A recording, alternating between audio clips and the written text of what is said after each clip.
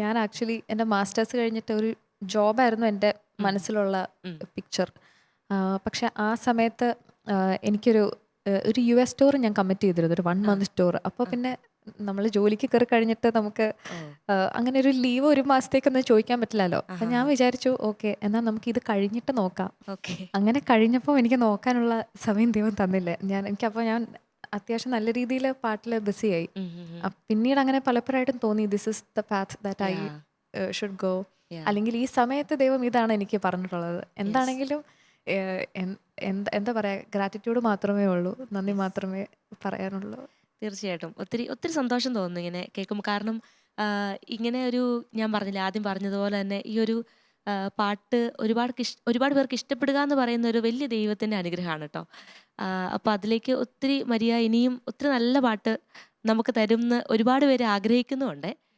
മരിയയുടെ ലൈഫിലെ ഇങ്ങനെ പാട്ടുകൾ പാടുമ്പോൾ മരിയയ്ക്ക് ഇങ്ങനെ അനുഭവങ്ങളൊക്കെ ഉണ്ടായിട്ടുണ്ടെന്ന് ആദ്യം പറഞ്ഞല്ലോ. പ്രത്യേകിച്ച് ലൈവ് പാടുമ്പോൾ എന്നൊക്കെ പറഞ്ഞു. അപ്പോൾ ഇങ്ങനെ നമ്മൾ ലൈവ് പാടാൻ ഉദ്ദേശിച്ചത് കൊയറിൽ പാടുമ്പോഴാണോ, അതെയോ വേറെ എന്തൊക്കെ പ്രോഗ്രാംസ് അങ്ങനെ പോകുമ്പോഴാണ് അങ്ങനെ ഒരു ഫീലിംഗ് ഓഫ് ഗോഡ്, അല്ലെങ്കിൽ നമ്മുടെ ഉള്ളിൽ ദൈവമുണ്ട്, അല്ലെങ്കിൽ ഞാൻ ഈ പാടുമ്പോൾ ഉറപ്പായിട്ടൊരു ദൈവാനുഭവം മറ്റുള്ളവർക്ക് ലഭിക്കുന്നുണ്ടെന്നുള്ളൊരു കൺവിക്ഷനൊക്കെ കിട്ടിയ ഒരു അനുഭവം ഉണ്ടോ?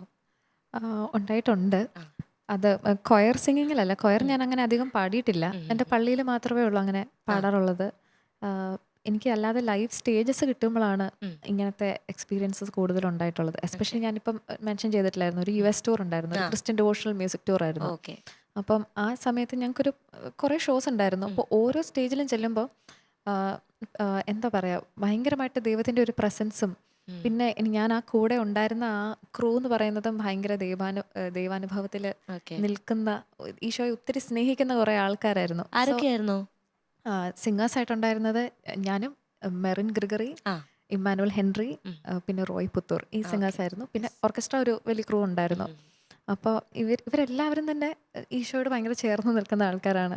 അപ്പോൾ അവർ ഓരോരോ അവരുടെ അനുഭവങ്ങളൊക്കെ പറയുമ്പോൾ എന്താ പറയുക, അന്നൊക്കെയാണ് ഞാൻ ശരിക്കും റിയലൈസ് ചെയ്യുന്നത് എനിക്ക് എന്ത് വലിയ ഗിഫ്റ്റാണ് കിട്ടിയത്. ഉം. ഈശോയെ എന്തുമാത്രം എന്താ പറയുക, ഇനിയും മഹത്വപ്പെടുത്തുക അല്ലേ? മഹത്വപ്പെടുത്താനാണ് എനിക്ക് ഈ വഴി തുറന്ന് തന്നിരിക്കുന്നതെന്നൊക്കെ ഞാൻ റിയലൈസ് ചെയ്യുന്നത് അപ്പോഴാണ്. പിന്നെ ആ യെസ്. സ്റ്റേജസിൽ നിന്നാണെങ്കിലും പല രീതിയിലുള്ള എക്സ്പീരിയൻസസ് എനിക്ക് ഉണ്ടായിട്ടുണ്ട്. ഉം. ഞാൻ നേരത്തെ ലൈവ്സ് അങ്ങനെ പാടുമ്പോൾ ഉം. പാട്ട് നന്നാക്കുക എന്നുള്ളൊരു തോട്ടായിരുന്നു തോട്ട്. എൻ്റെ മനസ്സിലുണ്ടായിരുന്നത്. കാരണം അത്രയും അറിവേ നമുക്ക് അന്നുണ്ടായിരുന്നുള്ളൂ. യെസ്. പക്ഷേ ആ ഒരു ടൂർ കഴിഞ്ഞ് പിന്നെ എന്താ പറയുക, ഈശോനെ മഹത്വപ്പെടുത്താനാണ് ഞാൻ അവിടെ നിൽക്കുന്നതെന്നുള്ള ബോധ്യം എനിക്ക് ഓ. യെസ്. മനസ്സിലായി തുടങ്ങി. എന്ന് വെച്ചാൽ പിന്നീട് ഒരു പാട്ട് പാടുമ്പോഴും it's um. It's not about me, it's about him എന്നുള്ളത് നമുക്ക് ക്ലിയർ ആയിട്ട് മനസ്സിലാവാൻ തുടങ്ങി. യെസ്. എനിക്കൊന്ന് ബിനോജച്ചൻ്റെ ഒരു ലൈവ് ഈയിടെ കണ്ടിരുന്നു. ആ ഒരു എക്സ്പീരിയൻസ് എങ്ങനെ ഉണ്ടായിരുന്നു? കുറച്ച് നല്ല ഒത്തിരി ആർട്ടിസ്റ്റുകളെ കണ്ടിരുന്നു ആ ഒരു വേദിയിൽ. ബിനോജച്ചൻ്റെ കൂടെയുള്ള ഒരു എക്സ്പീരിയൻസസ് ഒക്കെ എങ്ങനെ ഉണ്ടായിരുന്നു? അയ്യോ, ബിനോജ് അച്ഛന് എന്താ പറയുക, അച്ഛൻ്റെ പരിപാടിക്ക് പോകാൻ ഭയങ്കര ഇഷ്ടമാണ് എനിക്ക്. കാരണം എപ്പോഴും പ്രൈസ് ആൻഡ് വർഷിപ്പാണ് കൂടുതലായിട്ടും ചെയ്യുന്നത്. അപ്പം ദിവ്യകാരുണ്യ ആരാധനയാണ് ഫുൾ ടൈം. നമ്മൾ പാട്ട് പാടി ഓക്കെ. ആരാധിക്കുകയാണ്. ഞാനിങ്ങനെ, ഞാൻ നേരത്തെ പറഞ്ഞല്ലോ, ലൈവ് പാടുമ്പോൾ ഞാനിങ്ങനെ ഇമാജിൻ ചെയ്യാറുണ്ട് ഈശോൻ്റെ മുമ്പിൽ നിൽക്കുന്നുണ്ടെന്ന്. പക്ഷേ വിനോദ് അച്ഛൻ്റെ പരിപാടിയിൽ ദിവ്യകാരുണ്യ ആരാധനയാണ് ഫുൾ ടൈം. നമ്മൾ ശരിക്കും അവിടെ ഫിസിക്കലി യെസ്. ഈശോ ഉണ്ടെന്നുള്ള വിശ്വാസത്തിലാണ് നമ്മൾ അവിടെ നിന്ന് യെസ്. പാടുക. യെസ്. പിന്നെ അതൊരു ഭയങ്കര എക്സ്പീരിയൻസ് ആണ്. പിന്നെ ബോത്ത് സിംഗിങ് വൈസ് ആണെങ്കിലും എനിക്ക് നല്ല കുറച്ച് ഫ്രണ്ട്സും ഒക്കെ ആ ഒരു സർക്കിളിൽ നിന്ന് ഉണ്ടായിട്ടുണ്ട്. പിന്നെ വേറൊരു കാര്യം, മരിയ എങ്ങനെയാ മരിയയുടെ ഒരു ലൈവ് റെക്കോർഡിങ്ങിനൊക്കെ പോകുമ്പം ഒരു റുട്ടീനല്ല, എങ്ങനെയായിരിക്കും പാട്ട് പാടി തുടങ്ങുന്നതിന് മുമ്പ് എന്തൊക്കെ കാര്യങ്ങളാണ് ശ്രദ്ധിക്കാറുള്ളത്? ഐ മീൻ വോക്കലിൻ്റെ കാര്യങ്ങളല്ലാതെ ഒരു പ്രാർത്ഥനയായിട്ടോ അങ്ങനെ എന്തെങ്കിലും ഒരു രീതിയോ ഹാബിറ്റൊക്കെ ഉണ്ടോ?